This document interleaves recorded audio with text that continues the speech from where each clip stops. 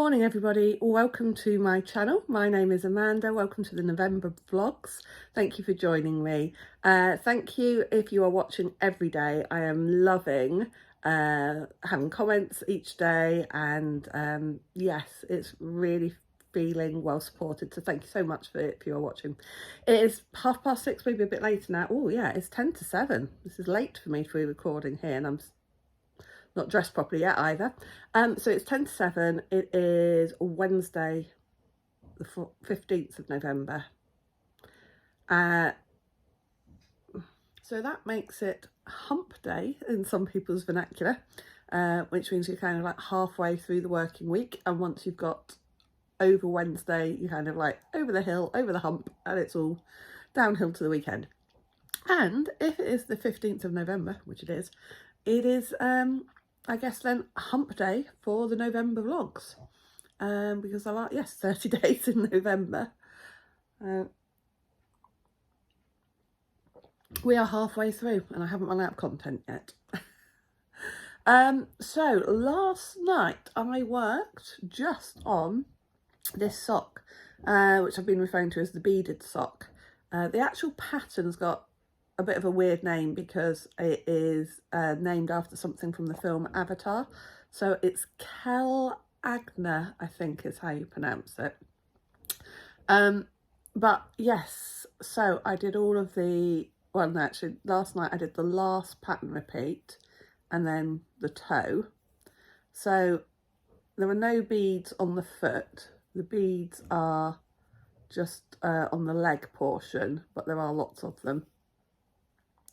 So this weekend, maybe tonight, I've got to double check, remind myself of the German twisted cast on, because that's what I used for the cast on for this sock. I might try and do that tonight because I potentially could do the rib tomorrow at Knit Group. The rib does have some cable detail. So why did I do a German twisted cast on? Why did I mess around with beads, etc.? This was actually a mock, a mystery sock along that I did from a Ravelry board. Now I can't remember the name of the Ravelry group. It was, you know, something like Sock Knitters or Addicted to Socks or something like that. And they run make-alongs. Well, I'm assuming they still do, but they used to run a make-along every month. Including, there would always be a mystery one. And I really liked the sound of this mystery one, and I started it, and you got a clue released once a week in November. And I think that was 2021, or maybe even 2020. And I got halfway down, got halfway through the hill, and I was a bit behind anyway, and it got to the end of November. And I hadn't finished, and then I had some, I think, Christmas knitting to do, so it got put to one side. It must have been 2020, because then in 2021 I got caught up in the Rainbow Sock Chronicles, and I had Helen Stewart's knitting, Helen Stewart's Secret Sock Society, and I think I knitted something like 21 pairs of socks that year. No, I think it was 23 pairs of socks that year. But never got round to finishing these off. And then I've got it in my head that it was so complicated I would never remember what I got up to. Actually, when I picked it up, because I've got Knit Companion, not sponsored by them, because I've got Knit Companion, I can see exactly where I got up to. And it didn't take me very long really to get back into the pattern repeat. You do have to, well I do though, I still had to mark off every row because of that cabling, trying to remember which row or round you need to do the cable on. So anyway, because I was taking part in that mystery sock along, mystery pattern, you had to be able to enter it into the final competition, which there was no way I was going to be able to do because, as I say, I hadn't finished it by the end. I think you did have to the end of December to finish it, but anyway. But in order to be able to enter it, you had to follow the pattern exactly. You couldn't make any modifications, including using the correct cast on and including placing the beads in the right way. So you couldn't pre-string the beads if you wanted to enter it for the giveaway. you had to use the method of attaching the bead onto the stitch separately. So that is what I did. So in order to make a matching sock, that's what I need to do again. And I did say that I'd made a note that I'd used the floss method, which I think I can kind of remember how to do. So I will need to focus when I do the cast on. And again, I've done German twisted cast on for a few things. So I think once I watch the video again, I will get my head back into it. So I need to do that. And then also I need to watch a video again to remind myself how to do the floss method. I think I remember, but better check. So I think that's going to be more likely to be a weekend job when I've got more concentration. Quite impressed with myself that I did that last night. But I think it was because I knew I was at the toe and I just wanted to get the toe done, and it was relatively straightforward. But you'd still got a bit of patterning on the toe. So yes, beautiful, beautiful pattern. The designer is Dots Dabbles, I remember that. And yeah, plan is this is the last of the major whips that I had got on my list to get finished this year. I say that because there were some blankets. I did finish some of the blankets. I finished the Cable Magoria blanket. I finished the anthology throw. So I finished 2 blankets this year. I think it was just 2. I also had the Stitch on Sunday blanket I said I was going to finish. That hasn't been finished. And I said I was going to make lots of progress on the Knitted Hearts blanket. Yeah, stopped making progress on that in March as well. So the Stitch on Sunday blanket is one that I still want to get finished because it's supposed to be for my parents-in-law and I'd really like to gift it to them. So I'll be taking that through to next year, but I really want that to be the first blanket I finish next year. I've got another blanket that I want to start, which is a crochet Attic 24 blanket. Spring Frost, I think it's called. I've got the kit for it, but I've promised myself I won't cast it on or start it till I finish the Stitch on Sunday blanket. So, but anyway, as I was saying, this was the last really of the whips, other than blankets. Yeah. Right. See you later. Hi everybody. It is about 5:30 in the evening. I'm home from work and I am back in the office. So this evening I am going to be making my little stitch markers properly. At the moment that is just hanging on one of those little hoop fixings, but it needs to actually be attached to that bit there properly. So I'm going to be making those this evening. Last night obviously I skeined up all of the sparkle base. Tonight as well then I need to wind up the rest of the plain bases and wind up the rest of the minis for the Frosted Berries yarn. And as mentioned yesterday as well that there's going to be a code for vlog viewers to give you 10% off, and that will be the code will just be Berry, B-E-R-R-Y. So I'm hoping I'm going to have the yarn in the shop Friday evening. So tomorrow I'm going to go and buy some lovely wrapping paper for the yarn, and I'm going to try and take some photos because I should be in the house while it's still daylight, and as I've said before, natural light daylight is much better for taking photographs. So I'm hoping to take the photographs tomorrow. I've also got knit group tomorrow evening, and then we'll have it in the shop on Friday evening. And if you use the code Berry, you'll be able to get 10% off. The price, normal standard price, is going to be £21 for the Frosted Berry yarn. So you'll get, for the £21 you get the 100-gram skein, the mini skein, the stitch marker, and another little extra. And of course if you get 10% off, that's going to be less than £19. It's only going to be £18.90, so that's going to be a real bargain. Please don't share that code with lots and lots of people. I really want that to be for subscribers to the channel, vlog, and for newsletter subscribers. So I'd appreciate it if you didn't, you know, advertise that code to lots of other people. Okay, so plans for this evening is that while I'm sat down here, as it's 5:30, I'm hoping to get all of that done before we have dinner. Dinner is in the oven, and we've gone back to trying to fish a few things out of the freezer. So this evening it is just two sad little ready meals that were in the freezer. I've got a lasagna, husband's got a cottage pie. Really not very exciting. So that's dinner tonight.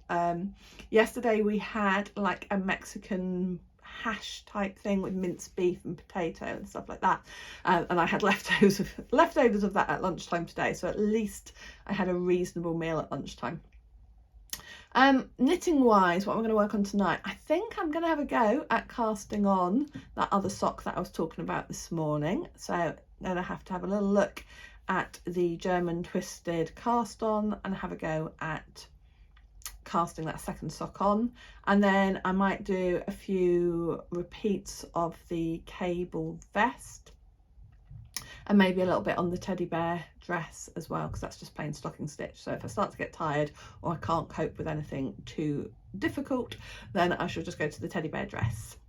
Right, so yesterday as well I tried to film a few bits and pieces using my overhead setup. I am still playing with that. I'm going to have another go at that this evening. Hopefully we might get the framing a little bit better. But yeah, I'm really trying. I've got a new kind of stand, which means the phone can film more easily from overhead, and I can take it out and about with me, and it's a little bit more stable than a tripod. And so far it seems to be working okay. I'm using it at the moment actually as well. So I will try and film a little bit of me putting together the stitch markers. Not terribly exciting, I'm sure. I will see you in a little bit to say goodbye. Bye.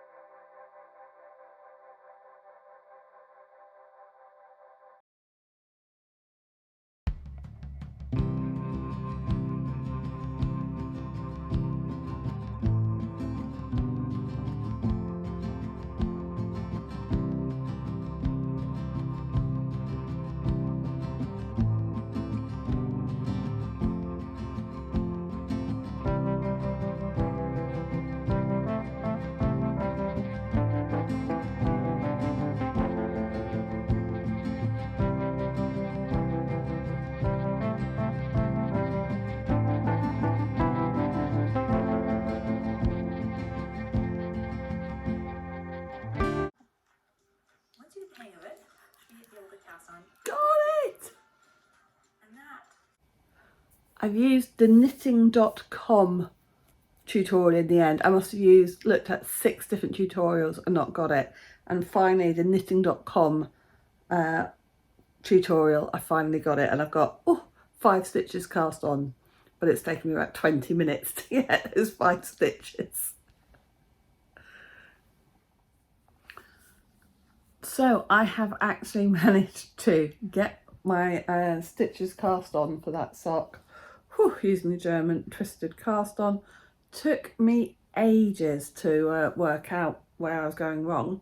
Eventually got there, so I have got the cuff cast on and I've done the first 4 rows. It is not a simple cuff. Even the cuff has twisted stitches, cable, and it's not even between how many purl, how many knit stitches you do. Let me show you the completed first sock though. I've even grafted in the toes. So if you look on here, you can see, as I said, you've got cables, you've got twisted stitches there. So even the cuff is quite complex. You then have this beautiful sort of diamond, not diamond is it? You have this beautiful pattern anyway, lace pattern, cables all the way down, the beads. It is probably one of the most beautiful socks I've knitted. Even down at the heel construction's rather unusual. When I first got into sock knitting, after I'd knitted first few pair of simple pairs, I then went through a stage of knitting some quite complex socks, and now I've kind of gone back to just knitting socks as an easy project. So when you knit a pair of complex socks, when you haven't knitted a pair of complex socks for a while, and then you start knitting a pair of complex socks, it does take a little bit of time. But yeah, they are beautiful. So I'm really now wanting to push on with those socks. I'm just hoping that the beads don't really slow me down. I know it's going to be fiddly getting them back on the needles, on the stitches, getting the beads on the stitches. But again, I'm just hoping with a bit of practice we'll get there. Right, that's it for this evening. Thank you for watching. As always, thank you for all the lovely comments. And I will see you tomorrow. Bye.